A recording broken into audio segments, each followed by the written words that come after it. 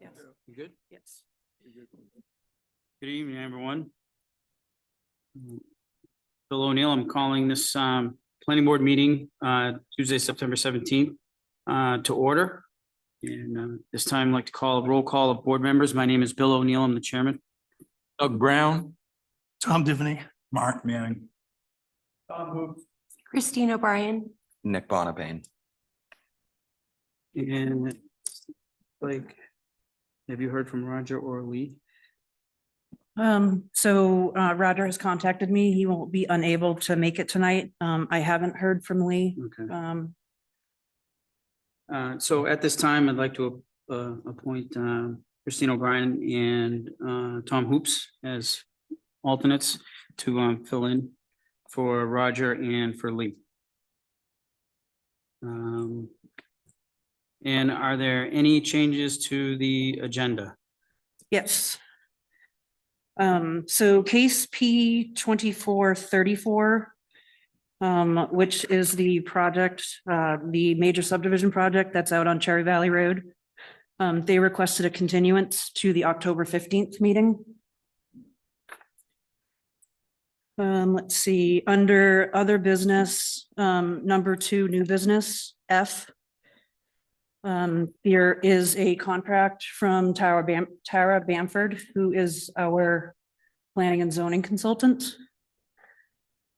Let's see, under 3A, there's some correspondence for you guys. There is a old subdivision that had some water rights, and they're trying to do away with it. So that's just kind of something for you guys to read at your leisure.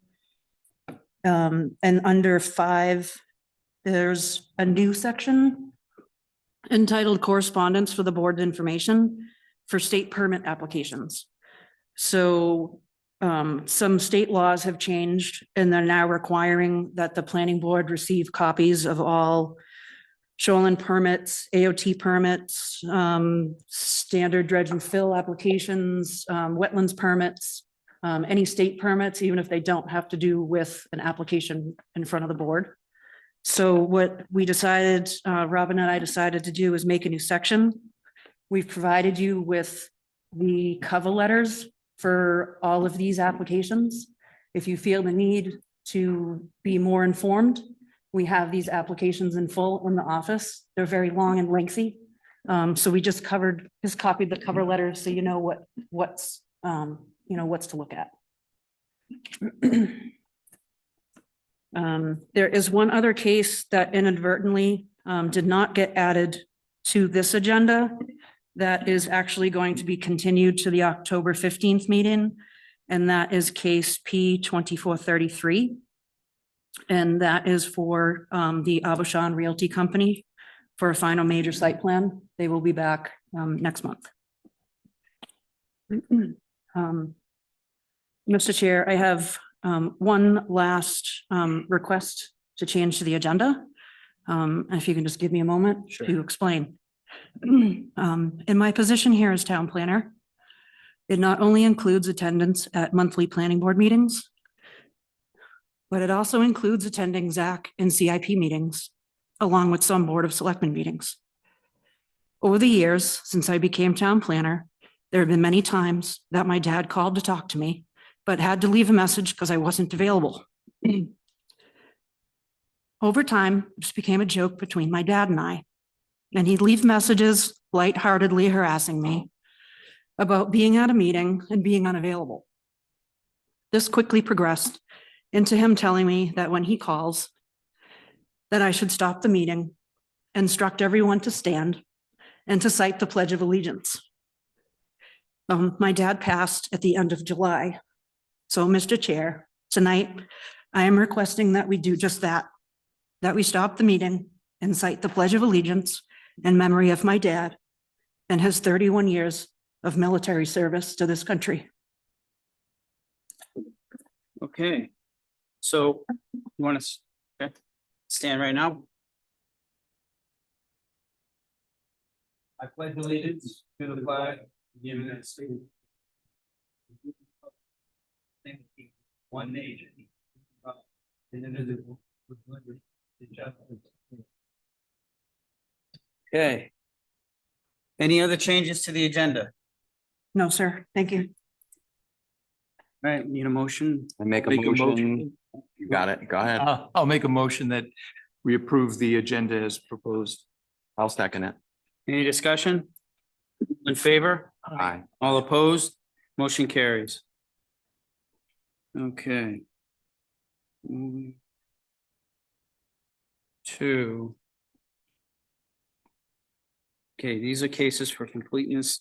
Case P 24-27.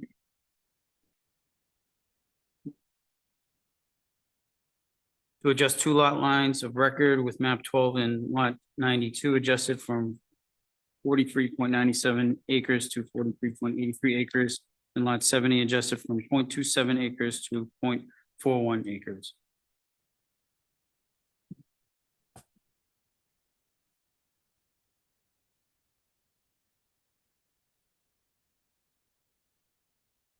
And I'll make a motion that we go forward with this case as submitted. I'll second that. Okay, any discussion for completeness? All right, all in favor? Aye. All opposed? Motion carries. And are they here? Mr. Chair, Yes. if I just may share some information regarding this case before you guys move forward. So with this case, the applicants had to attend a ZBA meeting and obtain approval for the lot size. Mhm. Only one of the applicants needed a variance for lot size because it was under the minimum requirement. But evidently, it may have been overlooked that they also needed a variance for the road frontage on both lots. So ordinarily, in cases like this, we would always send the applicant to the zoning board prior to coming to the planning board. But I feel that this was an error on the town. So if you guys choose to approve this, that a condition of approval be set that they receive variances for the road frontage. Sure. Jessica, on that, God, since the lot had no frontage prior. Right, and there's no request in here to build on it. We're really just moving a piece of it to accommodate a septic system. Why would we be looking at frontage anyhow? Why would frontage be an issue? It's just still a lot that's landlocked. Well, that's. go ahead. Right, it's a Go good ahead. question. So this has been sort of bounced around for quite some time. And we've had discussions with town attorney on this. So the way our ordinances are written is when you have a lot line adjustment, you're creating a new lot of record. So ultimately, you would have to abide by all of the current minimum standards, including frontage. Even though they don't have enough, that's why they would have to receive a variance because they're creating a new lot. Even with no plan to build on it. Right. Right. Definition of the lot. It's Yeah. a lot, and that means someone could try to build on it down the road. And I also feel that the town probably didn't or might have overlooked that 200 foot of frontage because it's 0.27 acres. I don't think you have enough space to have 200 feet of frontage anyway. Yeah. Right, yeah, so Right. so I So- think that's why it was, yeah. And Right. did this come up to the zoning board or not? So they addressed, no, they didn't address the frontage at all. Right. It wasn't noted, it wasn't brought up, it wasn't talked about. I don't think because it was brought to light, maybe. Yeah. I had a talk with the applicants, Robin sat with them and they went over the ZBA application and I believe they've already been submitted. So they are very on top of everything. Right, so we can approve this with a condition precedent that they go and they get the variance. Go back to the zoning. Yeah, you get the variance. I would feel comfortable with that if you guys are Yep. comfortable with that. All right, so you can move forward Okay, with everything. thank you. I'll make a motion that we approve this as submitted with that condition. I'll second that too. Okay, any further discussion? So All- what exactly are you approving? approving the request to make the lot line adjustment as long as it goes back to the zoning board to get approval for the lot line adjustment. For the frontage. Yeah, for the Okay, that should be a condition. So yeah, you don't want to necessarily have to make a separate motion for that. And I will move my request for motion. Yeah, you just put it well, as a condition. It's just as a condition precedent. Yes. Yep. Correct. Okay.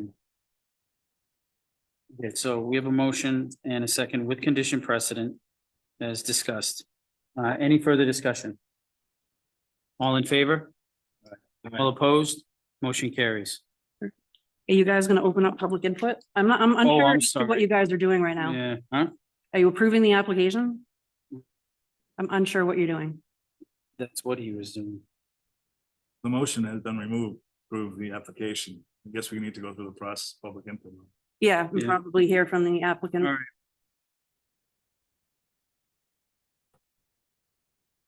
Did I confuse you at the beginning? Yeah, you did. I'm sorry. Did you have anything to add?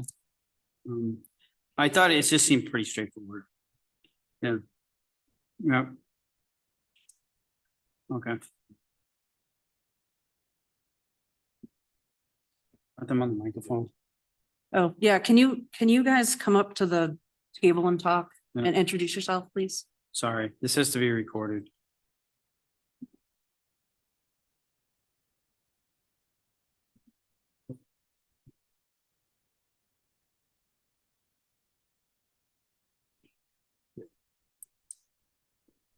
Thank you, everyone. Appreciate your time.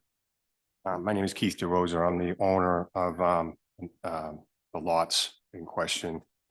The reason this came up is just recently, it was discovered after the Clarys did a site survey that my septic system was over their property line, essentially probably like 50 feet or so. So there's a small portion, and it's kind of hard to read in these smaller maps. You really have to kind of zoom in on it, but it's right below the transit marker from Norway Plains. If you look down at the bottom, that's a lot of question. It's about 6,000 square feet I'm purchasing from the Clarys, and I'm going to take ownership of it at some point. And it's all been surveyed.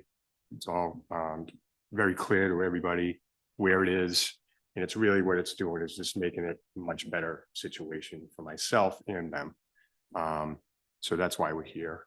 And we appreciate your time for that.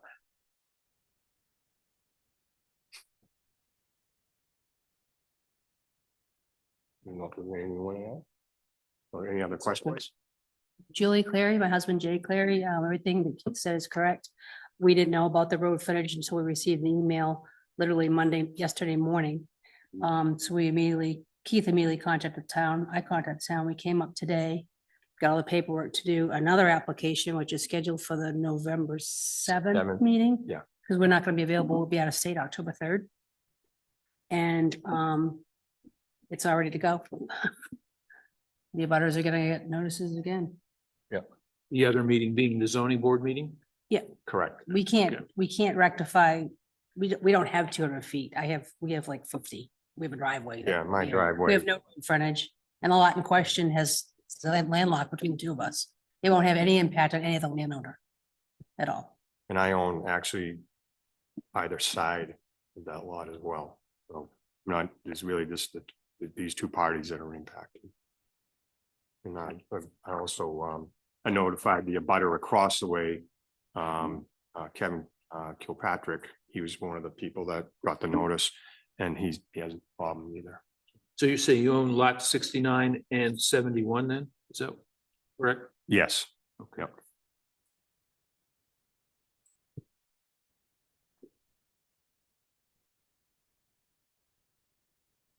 Terminology of road up there is very. You're absolutely right. Go. It's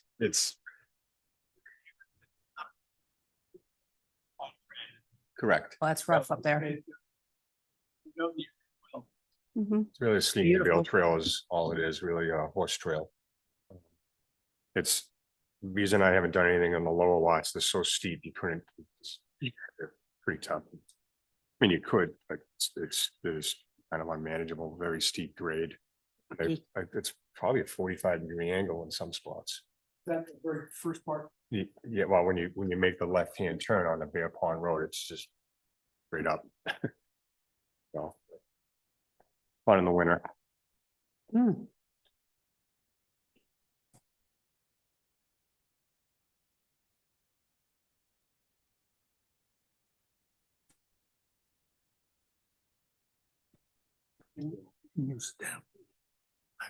We're all set? Where we go? We You're good? done. Well, okay.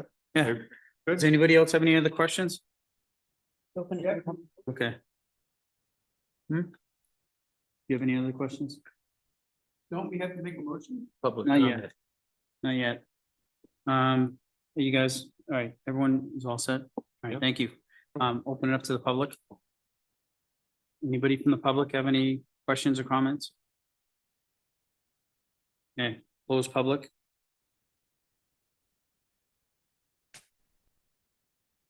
There's no waiver. No. Just to approve it, we have to make the Yeah, condition.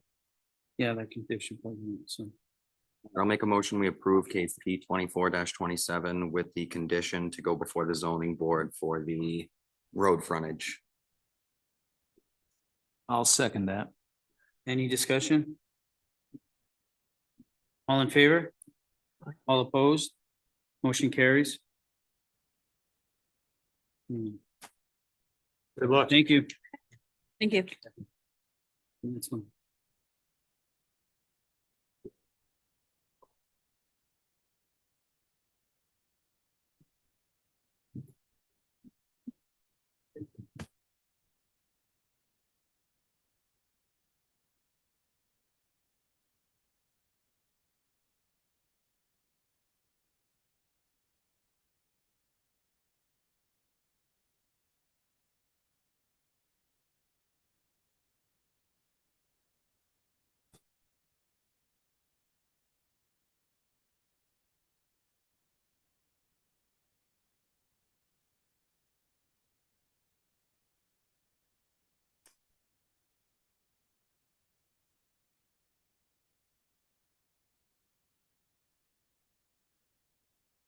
Okay, we're gonna move on to the next case, case P 24-35. To subdivide parent lot of 81.54 acres into 5 total lots, 4 lots of 2.6 acres, and the parent lot of 70.6 acres. Prospect Mountain Survey. Paul Zuzgo, agent for Jeffrey Kenneth and Russell McKenzie. Map 1, lot 19, Charter Hill Road. And this is for completeness.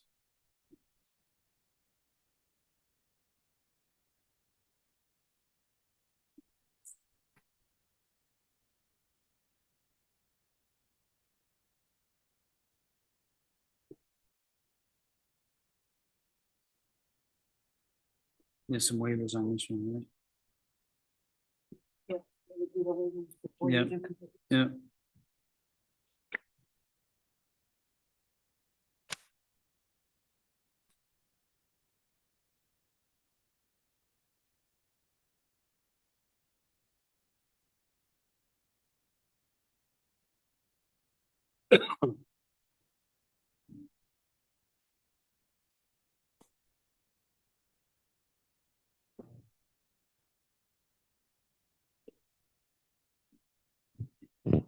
The waiver requests that were submitted are all for the large lot. As it, as was just gonna Okay. ask the question, so it's Yep. just specific to the large lot. And you guys see these types of waivers Do we, often? yeah, and they're not doing anything with that, right? No. The large lot. Okay.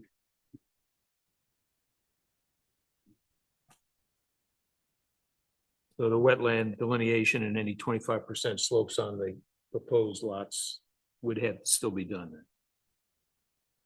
Yep, they were. Wetlands on the 4 lot. But we did note the 25% slopes. Okay.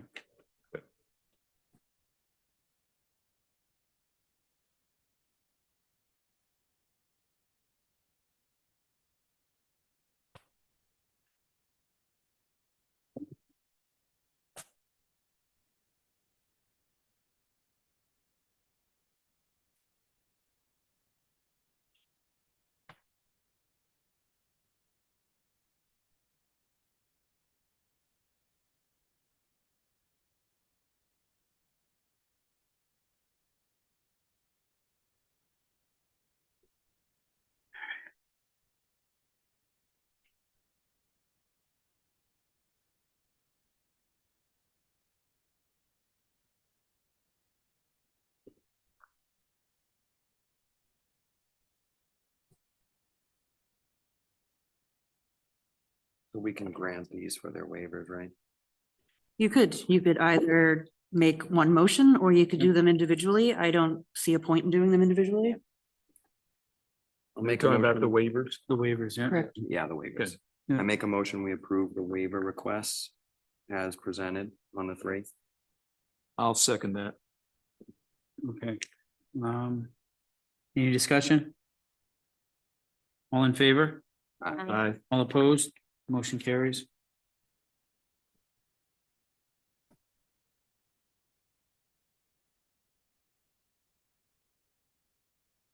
Do you have any other issues as far as? I didn't see any issues as far as completeness goes, no. Okay. Make a motion, we approve P 24-35 as complete. I'll second it. Okay, any discussion? All in favor? Anybody, all in favor? Aye. All opposed? Motion carries. So we were here 2 months ago with Yeah. design review. Yeah, July. Went through all the issues everybody had. And one issue with the Public Works was the driveway. He said, made a recommendation, we move it closer to the catch basin, which I did. That was on lot 19-7. The others were all approved by the Public Works. Okay. He also, in his letter, discussed the Conservation Commission's concerns of the ditches, and he explained it needs ditch maintenance, which is part of what the town does. Said the flow system along that side works well. So no major erosion issue. Most of that stuff that's going down into the swamp is probably coming from the other side of the road. But there isn't any drainage or closed system. What was with the fire department's recommendation of assist?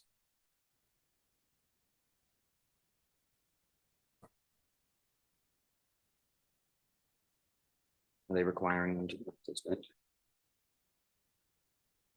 Systems are a bit pricey for a little 4-lot family Right. subdivision like this. I still gotta ask why it's there.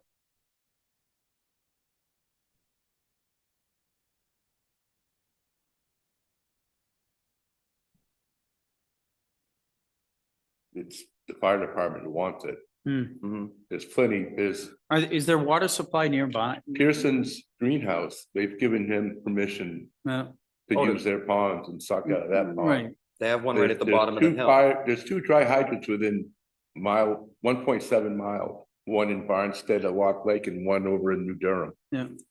Isn't the one at the bottom of the hill, that's the big one, right? There's one at the bottom of that hill. What's that? And the That's a pond, like the swamp- retention swamp? pond. Yes.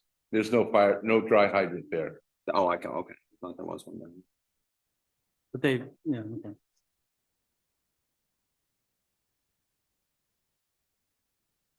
Has there been any discussion with the fire department regarding it? We have not had any.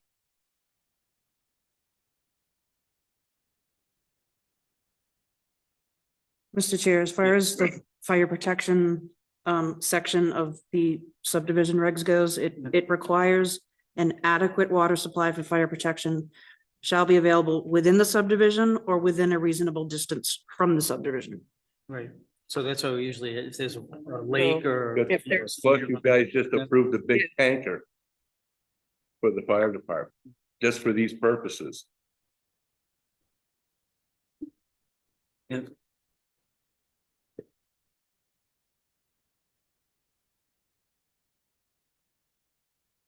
There's more than adequate water source at the Yeah, bottom. I think so. There's more than plenty of water, How far away is that? It's probably less than Yeah, 1,000 feet. like a less than a quarter mile, like less than that. It's straight down a hill at the bottom and it's Mm. always full. Yeah. I was there, I worked for the highway many years and that was always full.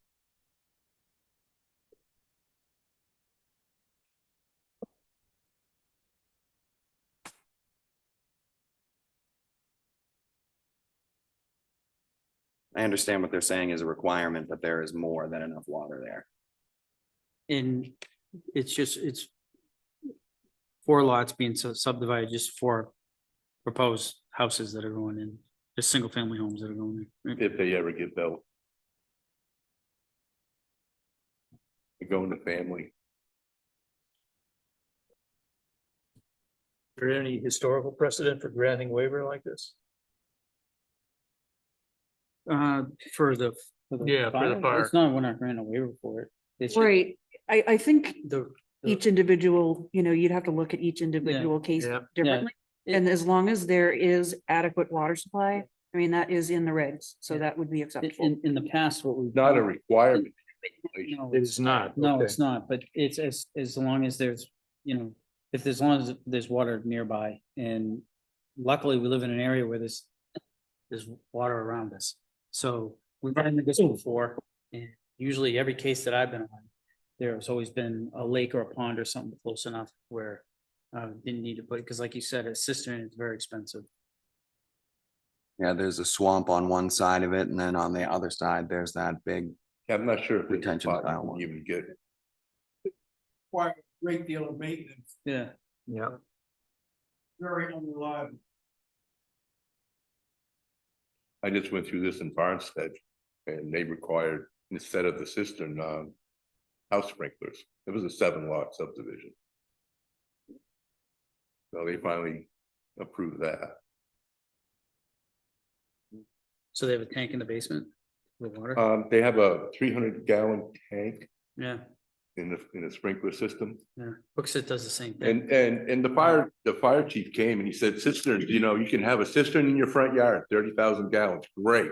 It's gonna take that fire department 15-20 minutes to get there. Your house just burned down. Mm. Where a sprinkler, it suppresses the fire instantly. Mm. So even the fire marshal says cisterns, Mm. great, the water's there, but you're all volunteer fire departments now. It takes time to get there.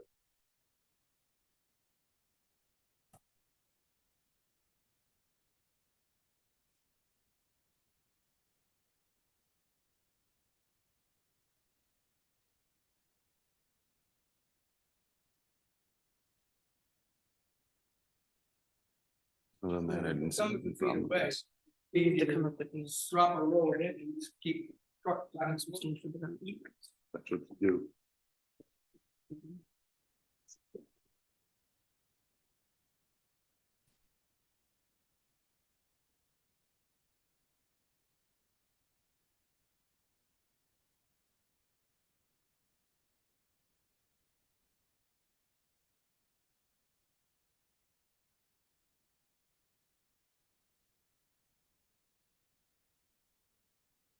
And Paul, the utilities, I think we went over the utilities and everything right on the road. I thought that for once. Well, I see the poles. That the overhead, the OHU is the overhead utilities. Okay. You see going along the road. Yeah, yeah.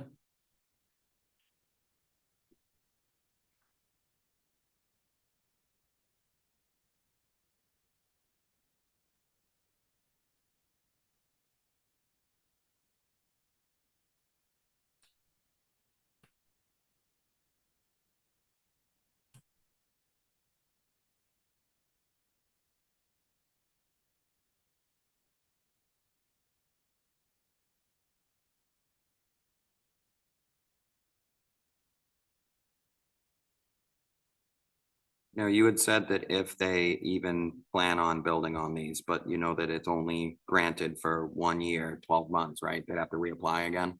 If they let it Yeah. lapse, they'd have to reapply if they let it lapse after the 1 year. For what?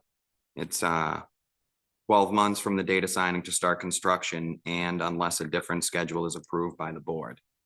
So, What, a building permit? No. yeah, so that's Yeah, a, that's- that's a little different. That's That's- like more towards, say, if that was like a commercial entity coming in and they're also doing a subdivision.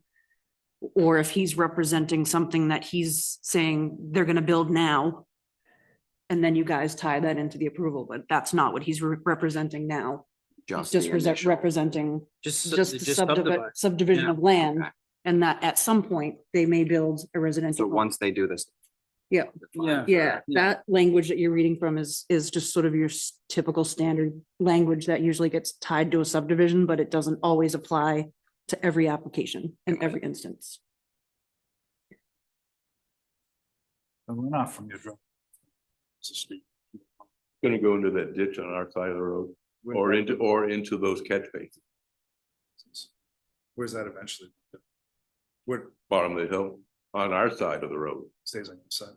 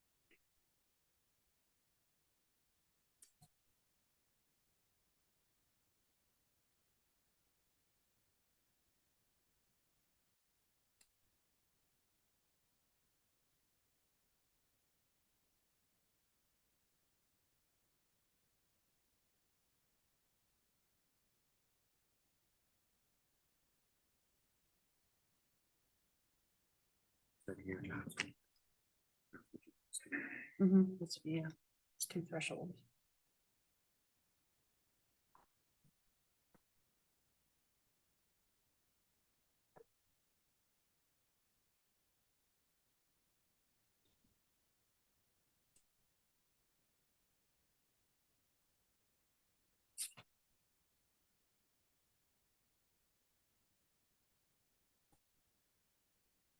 Curious why, just a shared driveway on lots 19.6 and 19.5?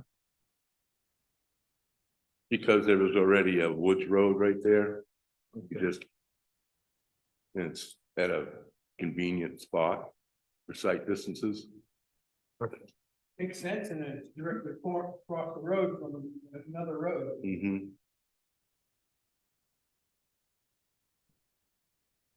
Oh, I see, okay, yeah.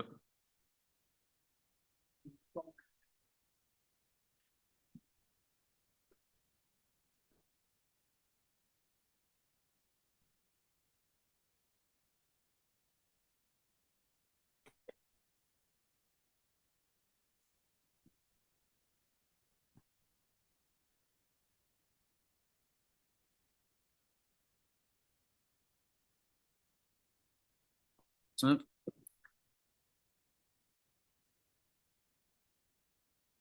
Any other questions?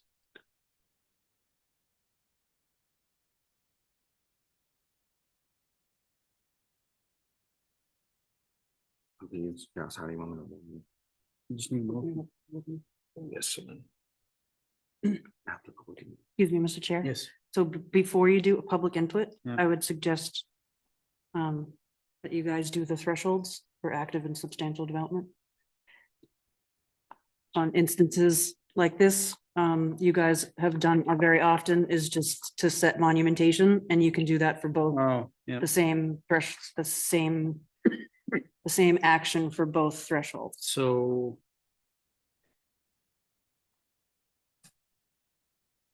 Is it just pinned right now? So you want monuments or? Yeah, I mean, usually you do the set monumentation, so you Okay. have your granite markers at the Alright. front and your rebar at the back. Okay, We give them 24 months. so to it's do that. 24 months. So. Yeah. So, right, so your first threshold. If whatever item, say you put it as set monumentation, so he's got 24 months to set the monumentation. Right. If that takes place, then they are tied in for the next 5 years to any potential changes in regulations or ordinances. The second threshold solidifies them for eternity.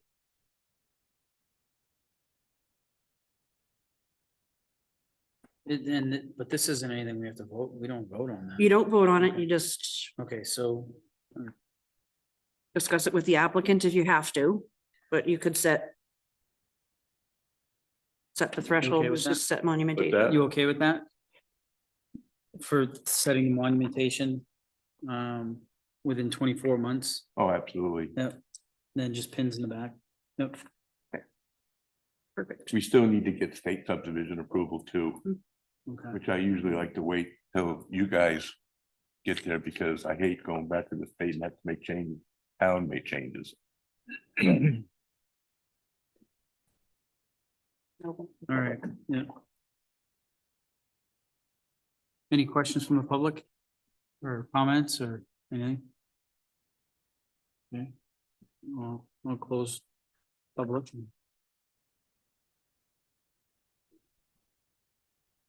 I'll make a motion, we approve case number P 24-35. I'll second that. Just setting the monumentation in 24 months. Yep. That's, Bye. Just, sir. With conditions precedent. Was the key.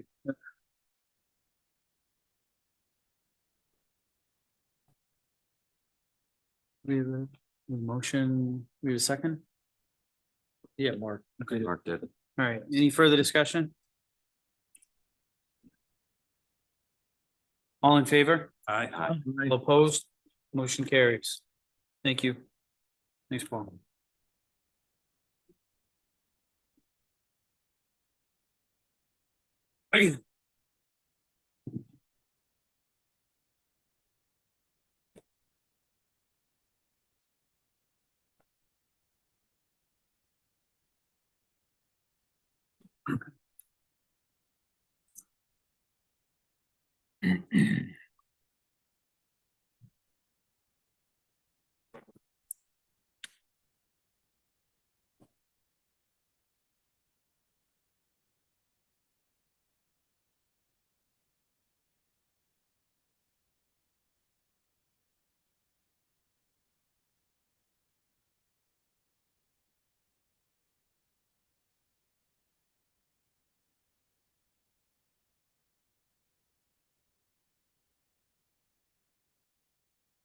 Okay, next case is case number P 24-36.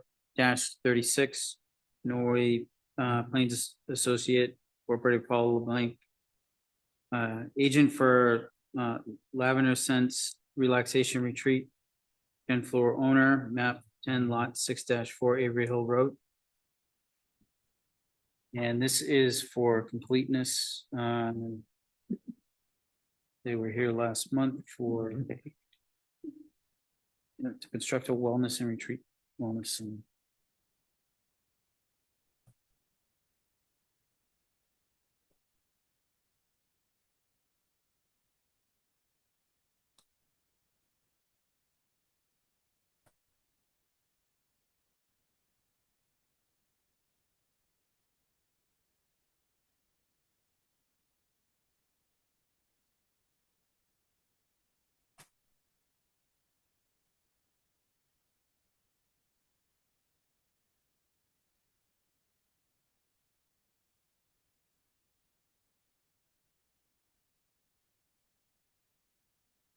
No, they did not submit waivers. I don't think they did that any.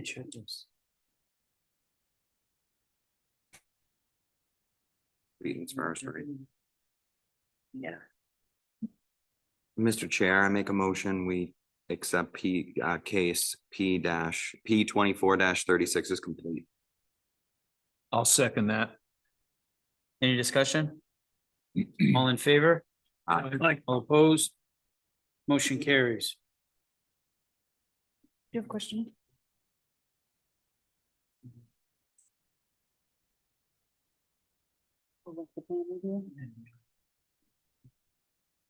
Okay.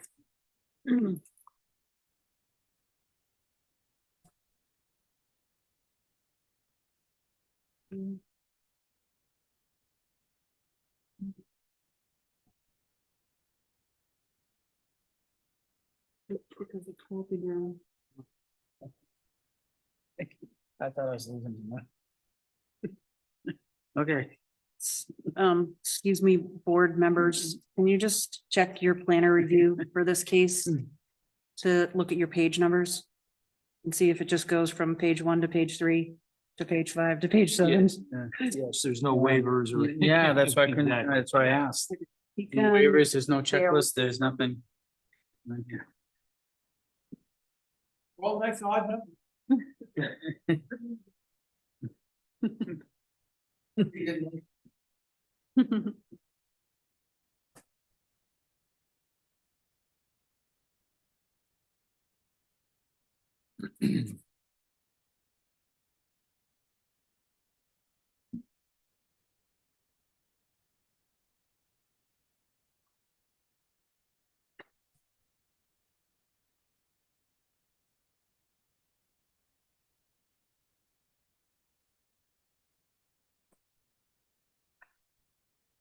Page 2. I guess, yeah.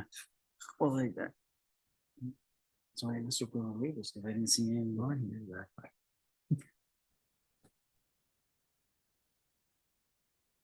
We have to check. And then when he's, Page over there.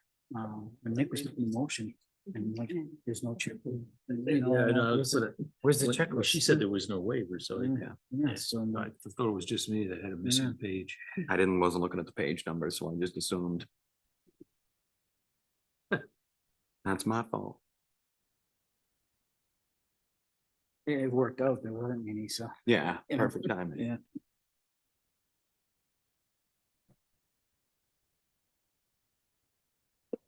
Can we discuss this here? Yeah, we can, because we completed it, so we can talk about it. Yep. So the only thing I don't see on here is anything with the garage door in the basement. What's the layout of the basement gonna be like? Yeah, there's a garage door on the bottom. So it's just, my understanding that it could be a footprint, in the architectural, but it should just be open, Yeah, just an open space. and it's just so she can pull in and park her car. All of it, I mean, obviously there'll be some utilities down there, that would be your basics. What's the size? Is it the whole footprint of the first floor? Correct.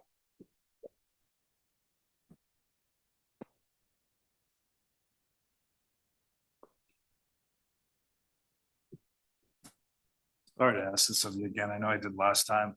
But what was the height of the whole building of the cupola? Great question, it's located on, sheet number 15.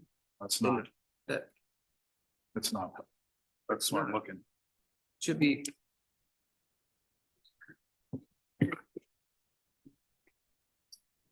Look on the corner of the sheets, should On the show corner? underneath the height it's supposed to, right there. But that's not including the cupola. Is that, No, I don't know what that's just, so it'll be 30 feet, 11. 3011? So we don't know what this other, it's probably chimney. I'm not sure what the architect there could be, but You want- let's say, Could you turn to page 15? Take a look at it. yeah, I mean, I remember what it looks like. I'm not sure what it, What You it don't know- is, You yeah. know how big it is? the height of it, we could probably scale it. I would estimate it, 3 feet. So maybe maxes out at the 35. Just shy by 1 inch. So it's gonna be 34 34 and a half. and a, 11, probably, if they put that item on on there, it's dashed, so. The architect gave me that number when I asked for it, she said, yeah, that should be the building height.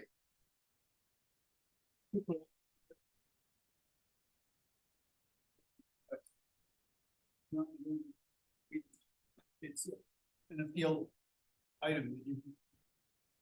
You exceed the 35 foot, but you have to appeal.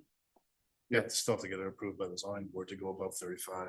Yeah, we're just shy of that, I would have, we'd make sure of that, we'll put in the site plan. If we do get the good fortune of seeing you again, we'll just put that number on there. Probably tired of us already. It's like, oh, again. If not advanced, it's a possibility. Right, it wasn't a definite yet. It was Yeah, I something think that's why she discussed. It didn't wasn't- include it. would if you decide to not do the cupola, you're gonna maintain the 30 feet, 11 inch height of the building?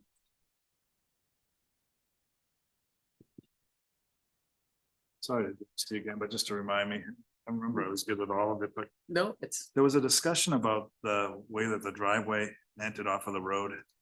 Did we correct that? how it entered, I thought there was an issue with traffic and the Right, the turn first, right, from the zoning one, yeah, and then we. With the- redid with it the wall. Opposite side. say that again, just. There was an issue with the wall. As I recall, coming off the street, that the driveway kind of goes like this and goes up, right? Oh, okay. So. Yeah, right there. Right here, all we did is flatten it out, the profile, and then go up. You did It's more of a platform. So. Sheet right there.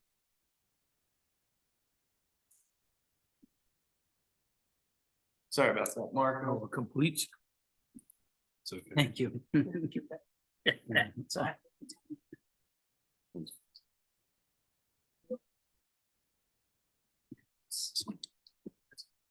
Profile sheet.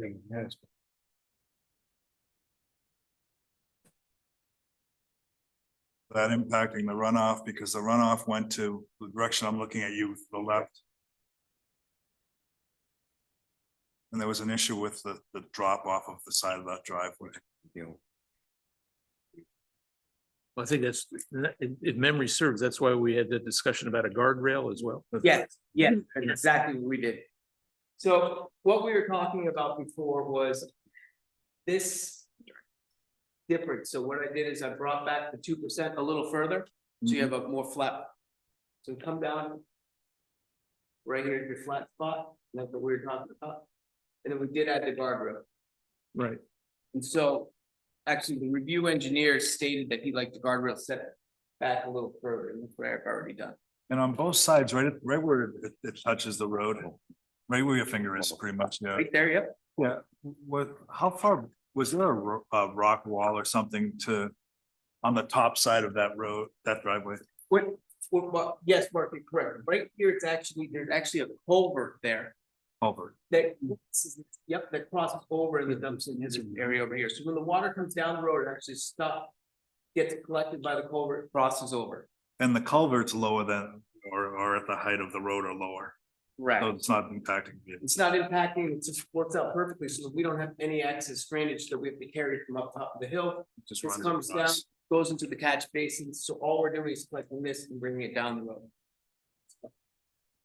Right, thank you. And so actually the review engineer thought that I had put 24-inch culverts in there just as a precautionary, like it's oversized, but he thought that was excessive. So I brought it down to 18. It's still, if I ran the calculations, but I was just concerned with, in my opinion, the intensity of the storms that are occurring lately are greater than what we're designed. So I just thought, hey, let's throw a 24 in there, but he said, no, drop it down, which is fine. It still works. How much covers on top of it? How deep is that pipe? That has the 2 feet plus. Okay, Yeah. So it's good, yeah, so And then to the other point it'll that, be pinned by the 2 catch basins as well, so you don't have to worry about the heating, it'll be 2 large structures there, so. you don't worry about it. That's the key to that. If it wasn't, then I would prefer our RCP just to keep the weight down. But anyways, that's what we're. and then you moved the guardrail to the other point that they had raised about, again, about the interference in terms of water flow. Right, so I've already done all those changes, we just got that, yeah, so I went right ahead and I addressed every comment that was brought up, except the very first one. He wants me just to run another calculation to see rate of going along that swale, which is fine, I just didn't have time to do everything else I thought that we could do today and discuss. The items that I got from the planner review, I went through each one of those, addressed those, Yeah. and just figured the calculation is something I can just deal with the review engineer.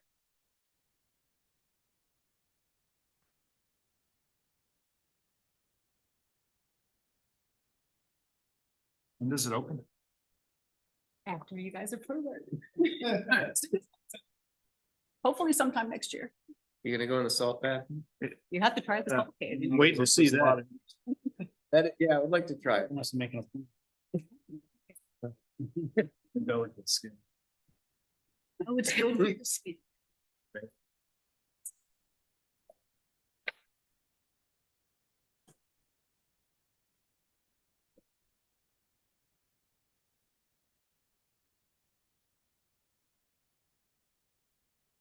So on page 14 of 16, I know we had discussed this last time. Refresh my memory that I thought you guys were not gonna put a full cooktop up there. We're- Sheet 14 of 16. Yep, Oh, so there's the architectural. yes. So what was your question again? It's still mapped out there that it's a 4 burner, like an actual cooking range. I think they just left that, Yeah, it's not arranged. it's not arranged, they're not. All I need is something to boil water. It could be just one of those little hot plate things. It's not gonna be a whole stove oven. I don't need any of that. Okay. Just those little things. Yeah, like a hot. Yeah. Really, those little Could you maybe just indicate that on the plan? Because when you're looking at the plan, it looks like a 4 burner stovetop. So if you just write, yeah, maybe just clarify it, yeah. Make sure that,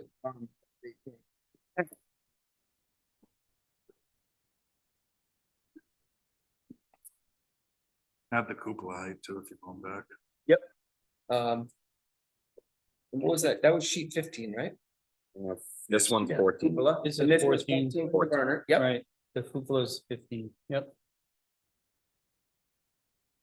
And just because I was in the other room making copies, what was about sheet 15 and the cupola? What The needed to height. take place? The height. Just add that on the, Well, because it's 30 feet 11. feet 11. okay, And just with that, would that go over the? add the height on the plan, or is it a question? Put the, add the height. If you're there, you're Oh, gonna okay. have it. And what's the height? We had a cupola that someone was gonna stand in and have coffee in the morning. As long as you put the. Yeah, making sure it's not gonna be a bench up put there. that- To be a stickler, it's not reflected in 16 though, on the elevations. Like a dash. It should be consistent one way or the other.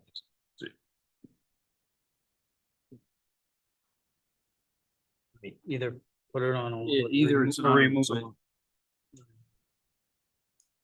Would probably, I realize, I see what you're, it was awesome. The engineer, the plans are great, but you should probably do something just depicting what's in the basement as far as just dimensions and overall, because I think, don't they have to separate off that garage and put like fire rated sheetrock and stuff in, don't they have to do that? If it's For all garage? open. I'm asking. I don't think I don't think a garage door can be completely open unless it's all like fire rated sheetrock, the whole. Yeah, it would have to be all fire rated sheetrock, yeah. So if we could just see on the, or you just add to a sheet on there, just what the dimensions are and the intent of that lower level. Yeah, and that would come up during code.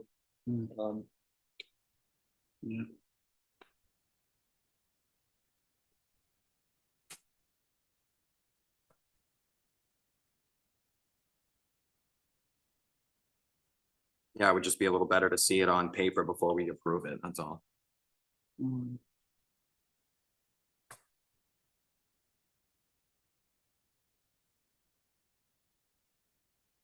Again, to come back regarding the fire protection, there is a sprinkler system that has been designed.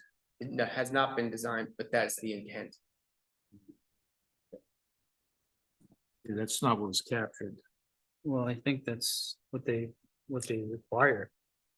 Right? It's one of the requirements. Smoking carbon monoxide already. That, The fire suppression system. Is that on there? Well, at the last meeting, I guess the indication is that it had been designed. Yeah, so that just came from the minutes, so it may Exactly, so I you guess know. that's inaccurate. then. potentially, right? we wouldn't, we wouldn't have designed it prior to approval, because the cost of that would be. System design. Prior to approval. I agree. All right, Wait a minute. fair point. Yeah.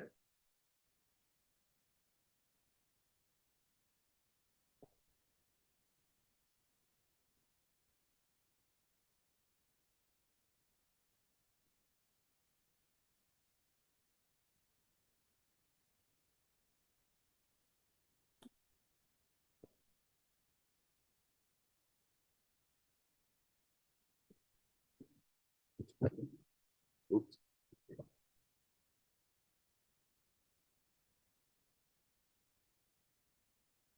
And I didn't catch it. When were you hoping to complete it by?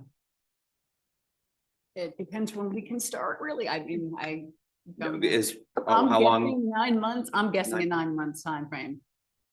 But having no experience building something from scratch, I really don't know. But I'm just, that's just guessing.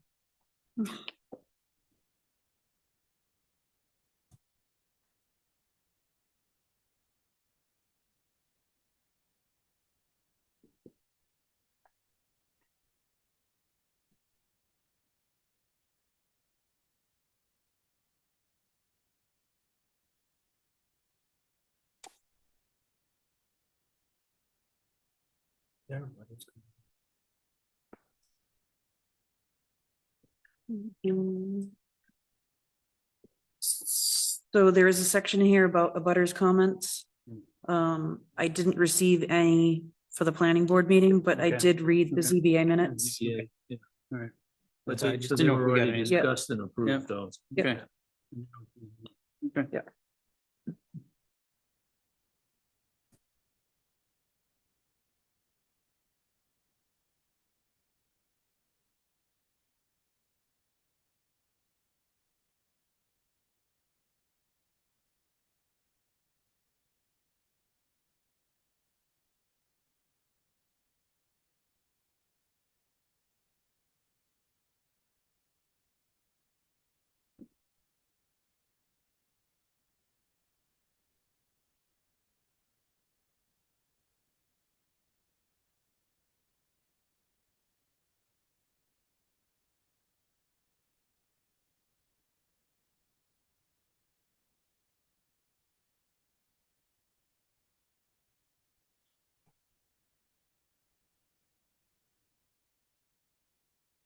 Oh, did you guys add to the plan also the location of the air conditioner, heat pump, all that stuff? You guys didn't add that to the plan either, did you?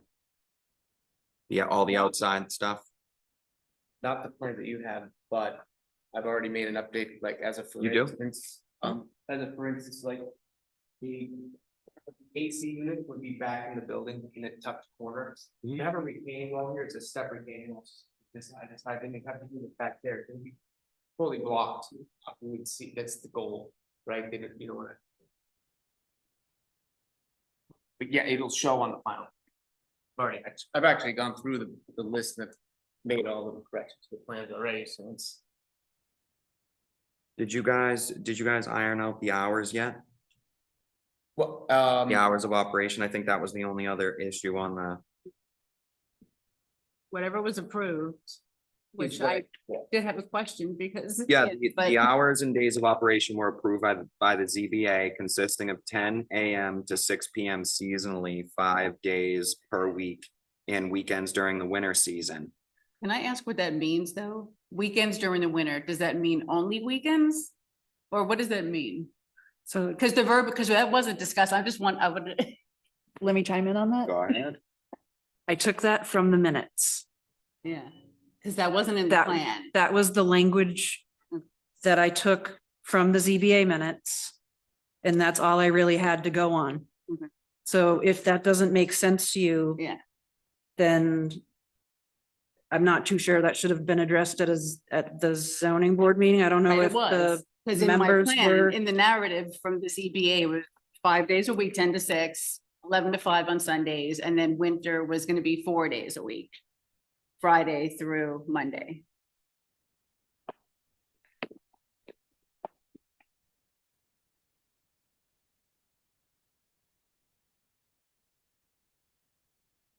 excuse me, Mark, do you know if you guys have approved these zoning board minutes yet? Okay. I do remember the discussion around the hours. I think we really weren't trying to limit anything other than to like have impact late at night or early morning. Right. Yeah. So it's actually surprising me that we would have limited it to 4 days. I think that must have been what you asked for. Yeah, I did. Again, originally thinking that probably I would have less customers in the winter, I'm guessing. So Did you get what you asked? I don't, I know, yeah, that's fine. I'm okay with it for now. Okay. So the Norway Plains letter, this simply says Thursday through Monday from 10 a.m. to 6 p.m. with Sunday hours from 11 to 5. And no distinction between winter and summer and the like, correct? Why don't we just keep this simple? So what I would, so then what I would suggest to the board, I guess because, let me word it this way. Because the zoning board did not place a condition on this project that included hours and days of operation, and it was a discussion that took place throughout those proceedings, I would feel comfortable with the planning board moving forward with the hours and days of operation that are submitted Through the letter. in that narrative. Does that make sense? Correct. Yes. Well, you gotta, Well, talking to. You need to know who you are. Can you push that button for me? With the screen? There you go. I'm Jonathan Booten. I represent Ms. Fleur, and it was here at the zoning board. And I think, Mark, if you recall, you may be able to support this, that there was discussion of hours of operation, but I think it was actually deferred because it was a site plan issue. I think that specifically came up in the meeting, that a site plan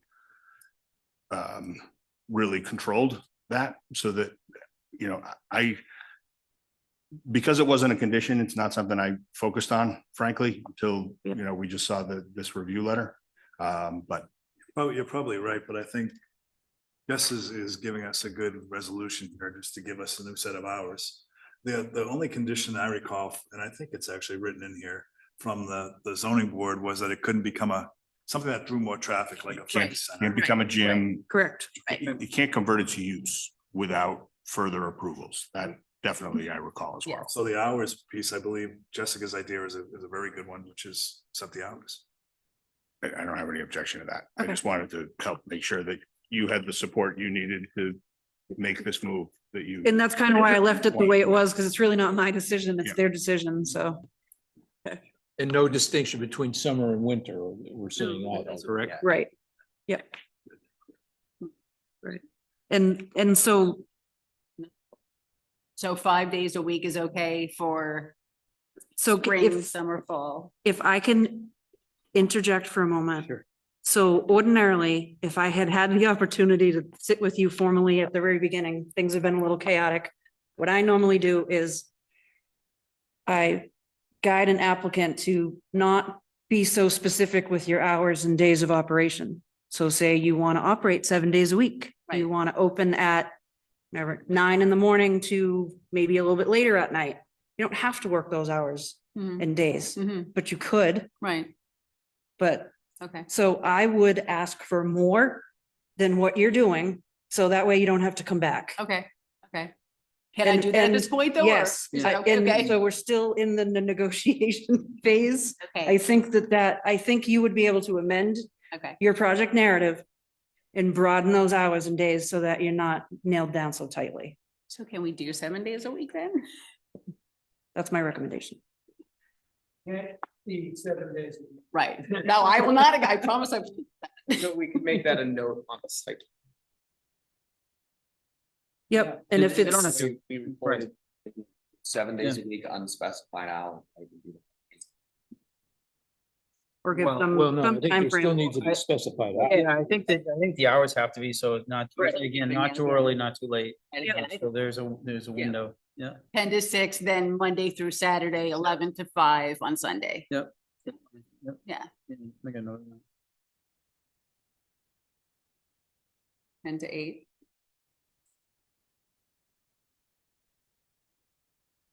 I agree. Okay.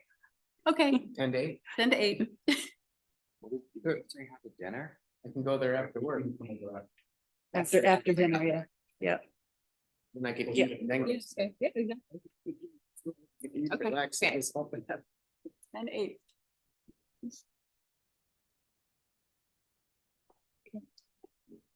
What time? So, these are on 10 to 8 Monday through Saturday? Is that what we're saying?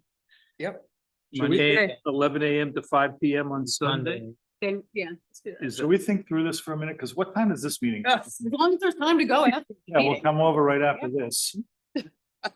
Mark, are you stressed out? Is that what? Like your heads. I like the salt. Yeah. I'd like the yearly. pass, thank you. The yearly pass.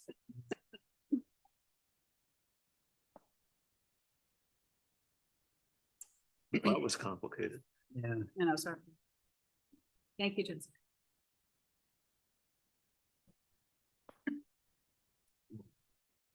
We went over the fire, right? We went over the fire stuff. Mm.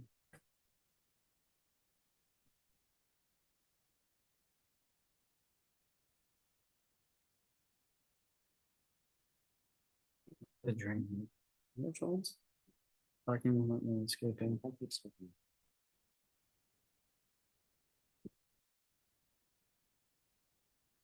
Stormwater.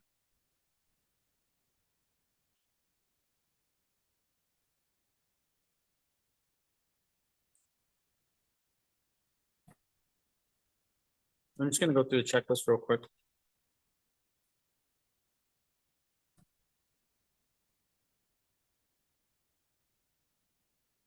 Fire protection.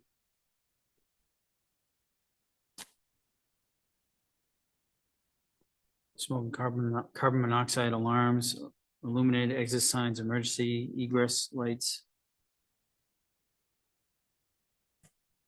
Those also need to be.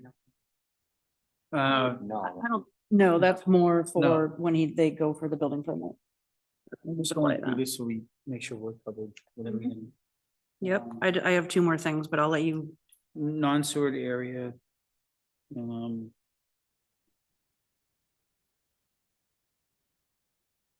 the septic and everything's on it. Mhm. Parking lot and landscaping. That's on there, stormwater drainage, we already talked about that, noise. All right, we had a couple more things. yes, so, the board should confirm whether there's a need for construction observations for the site work, which normally takes place. So is this the threshold? Nope, that's, Okay. I'm right on before that. Okay.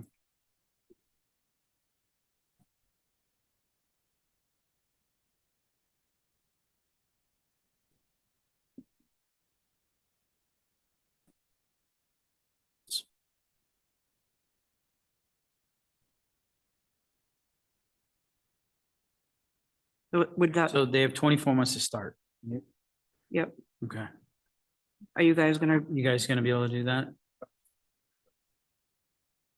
so the 24 months that he's talking about is a threshold to prevent you from any changes in regulations or the zoning ordinance. That's completely different than right, than your timeframe to complete conditions and to start construction. That's completely different animal. Second. I'm sorry? Next. Correct. Right. Yep. Yep. Yeah, there's two thresholds. The first threshold is within 24 months. That keeps you from changes in the next 5 years. And then the second threshold keeps you from changes after that 5-year period. So it's very important to set those.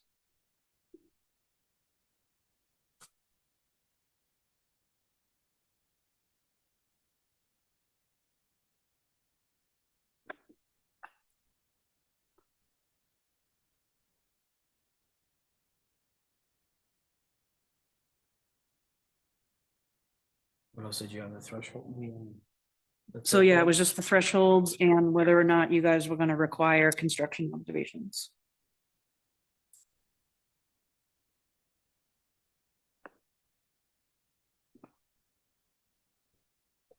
So, I would think so.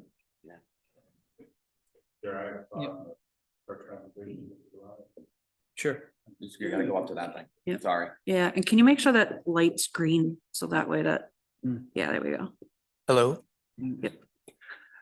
sorry, but given that this structure is so close to, you know, some of the residential structures that are in town, I wondered if, you know, the periodic code evaluations, like rough framing, foundation, electrical, plumbing, if those might satisfy the observation requirement. But it was just a thought for the planning board to discuss.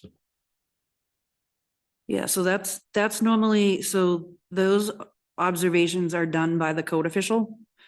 You know, after the permitting process, they go out and they do the inspections. This is actually, it's for the site work itself. It's not for the building. It's not for the construction portion. It's prior to. It's just the land. And ordinarily town engineers, you know, they go out and certain thresholds, do some inspections, you know, submit reports.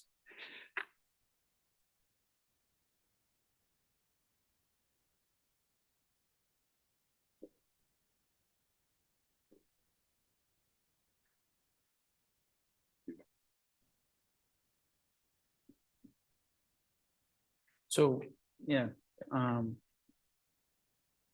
we don't have to approve it. Won't the town engineer go out and, The town engineer will go out. yeah, so we don't have to approve anything with that, right?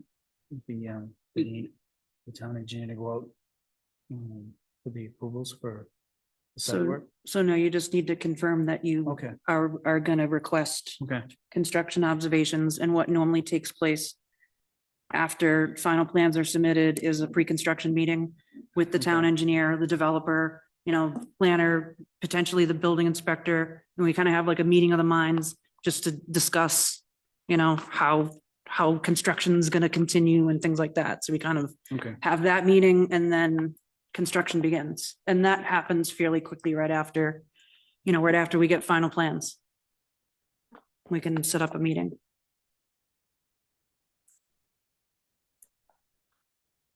Is that Is acceptable? that okay with you Yeah, guys? does that Yeah. sound, it sounds Okay. reasonable? Yeah, it's the right thing to do. Yep, okay. So then I would just suggest you guys set the two thresholds. Okay, so,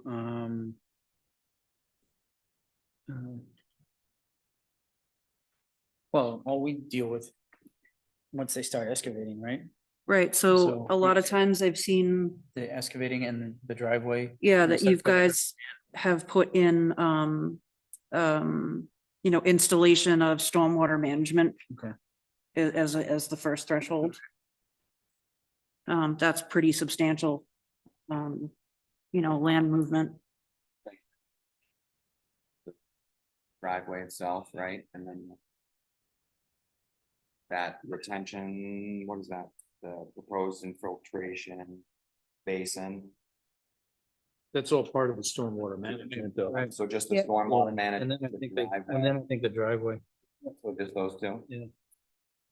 Is that what you want? Threshold 1 and threshold 2? What do you? think? It, just because it's a steep slope and there's a lot of stuff that has to be done before you can start building I anything. think that Yeah. just make sure that we have, you know, erosion control measures that Mm-hmm. are in place. Yeah. Yep. Follow that at the beginning, make sure that the limits of cuts are out, you know, stuff like that. Mm. So we can make sure that when we start construction and everything, that the natural resources are protected. And Those will be discussed at the pre-construction. exactly, Yep. yeah. Yeah. That's Yeah. exactly, these are That's items. why that meeting's so important. It's, So then you it's need all essential. those- for the Yeah, project, it's. yep, So there'll just be two. There'll be the stormwater management and drive. And the final driveway. Yep. Yeah, that's, those will be the two. okay.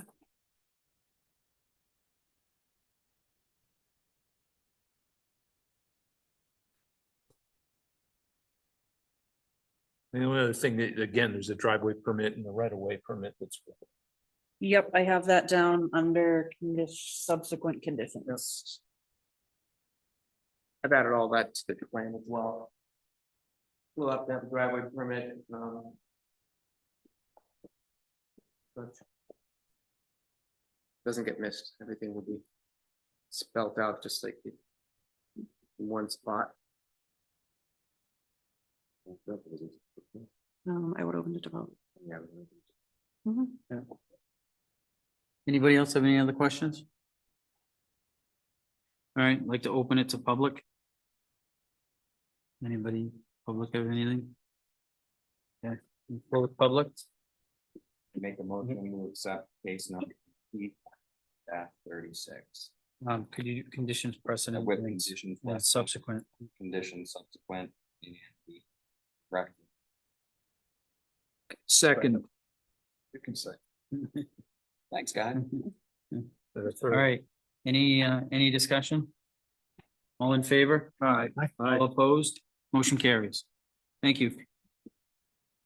Good luck. Thank you. Thanks.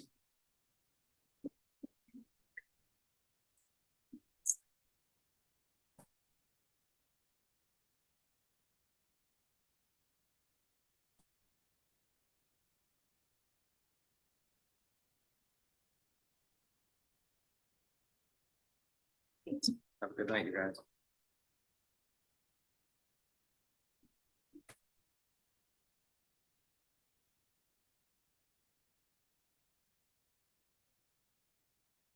Yes.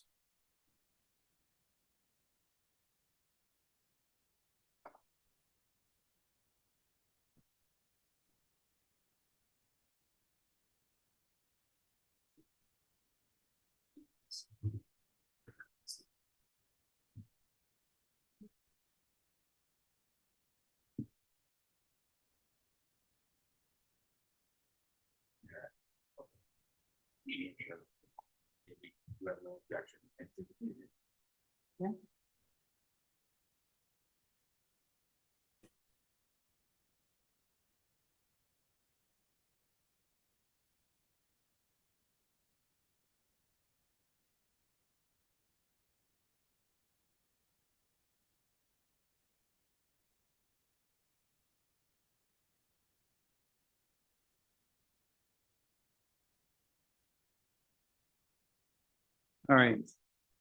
Next one up is also completeness, case P 24-37. Walter Borowski, applicant for the Walter Borowski Living Trust. Map 6 lot 1, 30 Eagles Way, Sunset Valley Road. To add an additional area to locate manufactured home and delineate an area to be used for seasonal only accessory RV.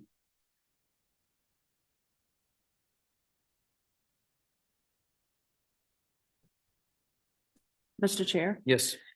before you get into completeness, I'd like to go over a few things that I had found upon review of the application submission. Sure.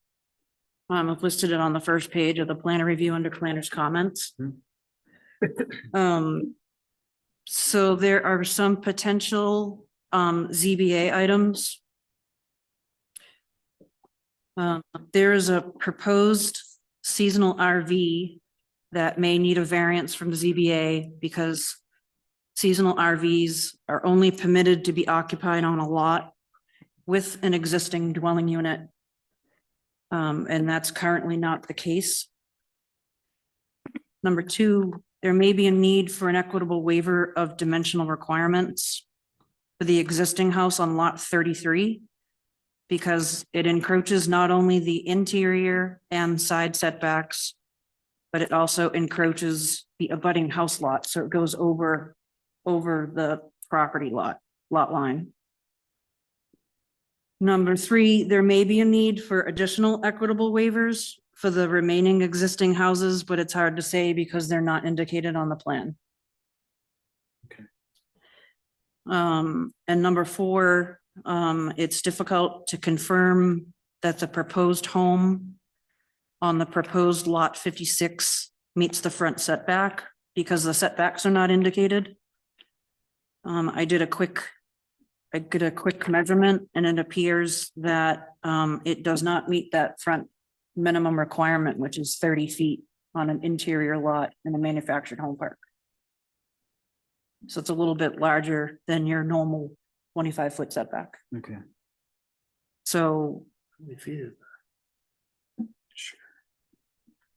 with that said, I don't feel that it's a complete enough application for you guys to move forward. If there's, So they need to. go if back to there's a ZBA. bunch of potential, you know, zoning approvals that are needed prior to.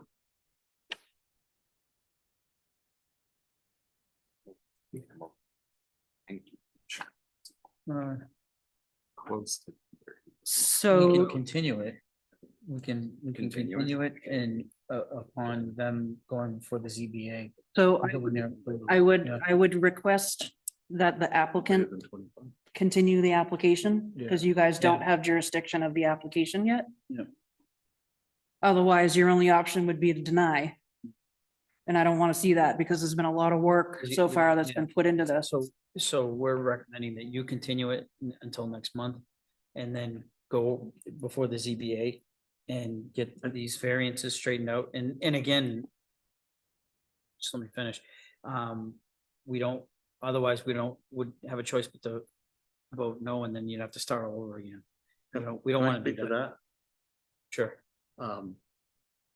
Couple of years ago, when I decided to locate our motorhome on that, in that area, I spoke with the existing code enforcement officer. And he explained that it was allowed as an accessory use seasonal only. So we located that, and then about 6 months after that, I asked about becoming an altered resident, a resident using the motorhome as a residence, because it was gonna be for 6 months. And he explained that it could not be used, because it had to be 6 months of the day, and so we agreed with that. I've since changed, and I'm renting, and I'm an alt resident once again, but the fact was, I have a letter from the code enforcement stating that the motorhome was allowed, and so when we decided to do an upgraded site plan, we said we might as well put in a area just strictly for that one RV, which is the one that is located there, so I really don't believe that. That was then, though, this is now. So Pardon they me? changed, I said that was then, that was approved then, but this is totally different now. There's different regulations and guidelines now. So may I just chime in before we speak any further? So if you have correspondence from the prior code official, I'd appreciate it if you Sure. would submit that. I'm surprised because I believe I gave it to Ryan. Okay, because and I and have. I know I gave it to code enforcement, but I will happily give you another copy tomorrow morning. I have an email here from our current code official that was sent to you back in like mid-June. That's- That states in an email to you from the previous code official dated 4/26/23, the following was stated. To make the town's position unequivocally clear, you may not use an RV as a permanent home for any reason. Removing the axles and installing a foundation does not make it acceptable. RVs do not meet the requirements of the New Hampshire Building Code and are not acceptable as permanent living quarters. In the town of Alton, an RV may only be used on a temporary basis as an accessory use to an established single-family home on the same lot. And that's an email from John Dever, who was the I prior totally code agree with official. that, and that's why Yeah. we've labeled that lot Yeah. 57 as Right. accessory use seasonal only. There's no other dwelling on it, though. It has Right. to have another dwelling on it for it to work. It's not a residence, it's gonna be seasonal only, 6 months. But you can't do that. You can't do that without an accessory, without a dwelling unit on it. You can't have a seasonal RV on site like that. But I'm sorry, So you can't, without a dwelling unit on that lot, right? You can't have a seasonal RV on it. well, to begin with, there are no lots. We have one undivided parcel of 57 Right. acres. We don't have lot lines. There are no meets and bounds for each house and so forth. So it is, and that's how it was explained to me by, It was explained in the email exactly how it is. It was explained in that email right there, exactly what you could do and what you couldn't do. And it's right there that you can't, yes, and that is a seasonal only, that's for you. but it's not, we can't allow you to do that. It doesn't work like. You can't, we cannot allow you to have a seasonal RV on that lot by itself. I'm sorry, on that parcel that's individually labeled on this plan. That's a lot outline. We can't have you put a seasonal RV on that lot. Then we can remove all, there are no lot lines, so it's one parcel. That's what previous code enforcement said, that it's an undivided parcel. There are no lot lines. We don't have meets and bounds. We don't give deeds and stuff like that. But they did tell you that you could do that though. So it was acknowledged in that. He said that he said that the RV could be located there, just couldn't be used to declare residence, and I agreed with that. It had to be 6 months of a day, and that's only 6 months, so we totally agree, but he didn't say the RV couldn't be located. The RV would certainly could be located there. Well, in this particular case, you can't do what you're trying to do, and you had just said you'll eliminate it, right? So you'll pull that off the plans. But it's allowed, It's not allowed. It's not allowed. I don't follow you, I'm Well, I sorry. think he's saying he thinks he can store the unit, the RV there. No, he's saying No, you still use it as a It's seasonal. used 6 months a year, it's Oh, a you seasonal wanna use- only. No, well, then it's As the land use regulations state, that it's allowed for 6 months, seasonal only. Each lot in town is allowed that, and that is a lot in town, it's not 57 lots, it's a lot, 57 acres. It's the subdivision. The subdivision. It's not a subdivision.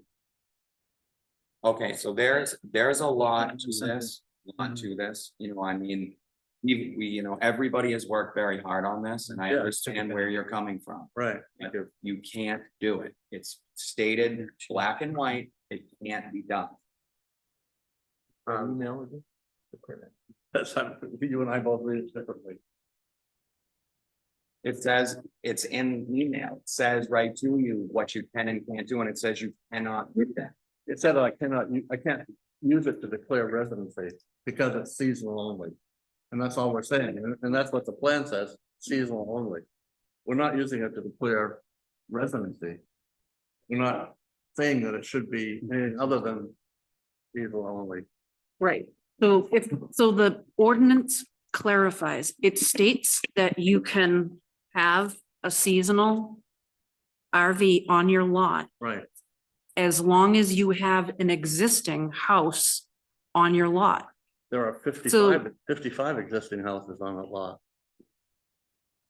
I would just suggest that you guys just continue, or you have applicant So continue. we couldn't continue. Have the applicant request to continue, because you guys aren't gonna get anywhere. After everything that we've gone through with this and everything that I have seen and been out there and everything that I've been involved in pertaining to that, everything that's here, proposed this and everything, none of it's proposed because it's already existing. So my advice to you is to continue it yourself before I put in a vote to deny it.